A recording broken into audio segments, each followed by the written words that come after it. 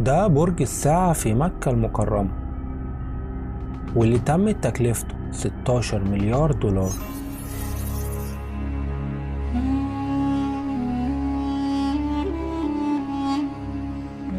هو إنجاز هندسي ضخم، وبيضم أكبر ساعة في العالم، واللي بيعادل حجمها 35 مرة حجم ساعة بيج بن في لندن، وهو واحد من أغلى المباني اللي اتبنت على مر التاريخ.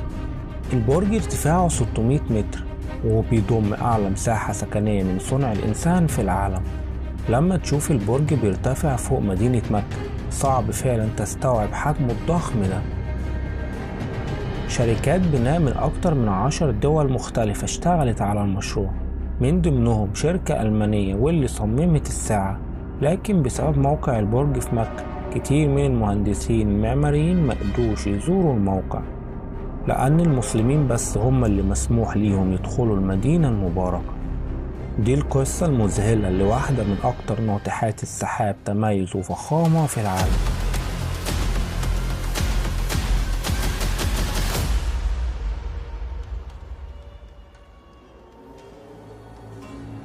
برج الساعة في مكة مش مجرد فندق، لأنه موجود في قلب واحدة من أهم المدن في العالم. كل سنة بيوصل حوالي 3 مليون مسلم لمكة علشان يأدوا فريضة الحج، والسياحة الدينية بتيجي في المركز التاني كأكبر مصدر دخل للسعودية بعد النفط والغاز، وبتساهم بحوالي 15 مليار دولار سنويا في اقتصاد المملكة. وده معناه إن مكة بتضم أكبر عدد من الغرف الفندقية في العالم. علشان كده مش غريب أبدا إن الفندق الضخم ده يتم بناؤه هنا، وكان لازم الفندق يكون أكتر من مجرد مبنى تجاري بسبب موقعه. كان ضروري يكون حاجة روحانية. في الأول كان مخطط إن ارتفاع الفندق يكون 450 متر بس، وده كان هيخليه أطول مبنى في العالم وقت بداية بناؤه سنة 2002.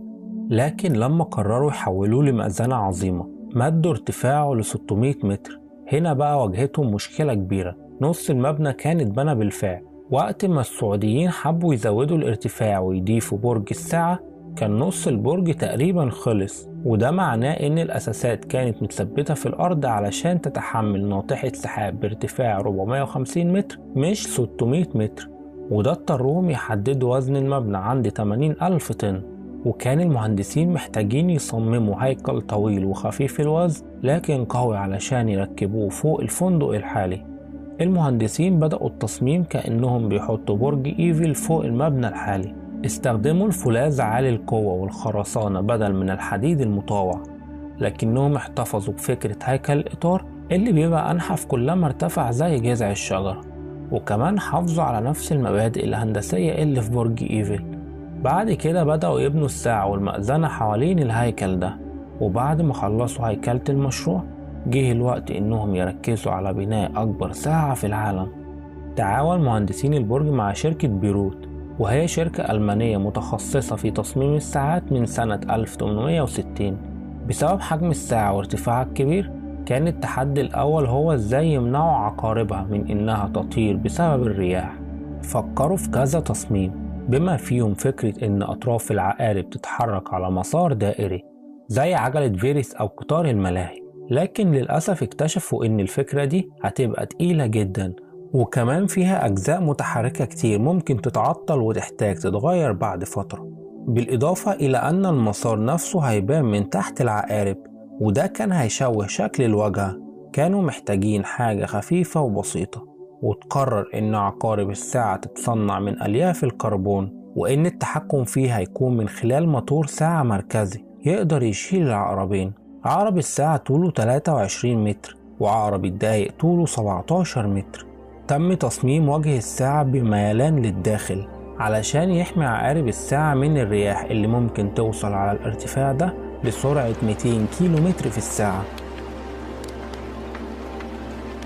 عمل المصممين شوية اختبارات علشان يحددوا ألوان الساعة، وكان مهم جدا يعرفوا ازاي ينوروها بالليل علشان تبقى واضحة أكتر.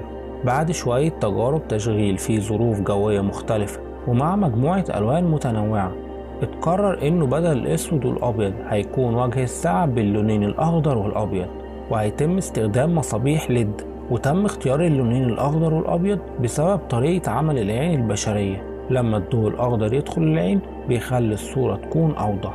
الألوان دي هتضمن إن وجه الساعة يكون واضح للعين من مسافة أكتر من 8 كيلو متر. وسيتم إضاءة واجهة الساعة بمصابيح ليد، حيث تم تركيب كل مصباح على مسافة 105 ملم من المصباح الآخر ليظهر السطح من بعيد كأنه وحدة خضراء متكاملة. وسيتم إنارة البرج بالكامل بأكتر من 2 مليون مصباح.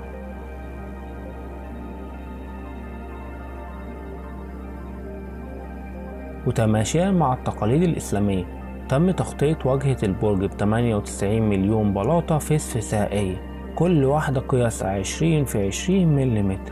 وجات البلاطات الزجاجية ب 13 لون مختلف، ومعظمهم كان فيه رقائق من الذهب عيار 24 إيراد.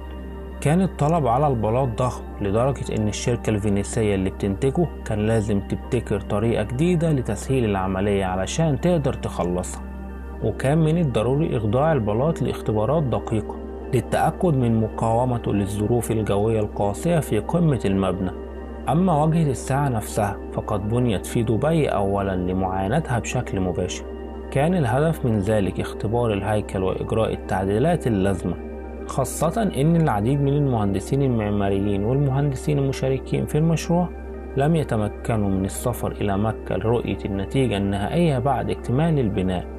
وأخيرا جه وقت رفع الهلال إلى مكانه في القمة. كان الهلال قد تم تقسيمه إلى عدة أجزاء لتسهيل نقله بالشاحنات إلى مكة، لكن واجهتهم مشكلة وحيدة: الموقع المخصص لرفع الهلال كان مرتفع جدا، مما جعل الرافعة عاجزة عن الوصول إليه. ومع تثبيت الهلال تم الانتهاء من بناء البرج وتحقيق إنجاز معماري مذهل.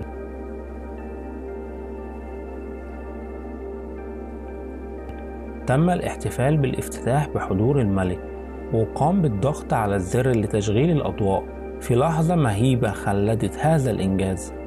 عن بدء توقيت مكة المكرمة العالمي. بسم الله الرحمن الرحيم وعلى بركة الله. برج الساعة الملكي في مكة المكرمة بيعد أول مشروع سعودي ضخم بكل المقاييس، ومهما كانت المشاريع المستقبلية التي ستليه فإنه بيبقى إنجاز عظيم يرمز إلى الطموح والإبداع الهندسي في المملكة.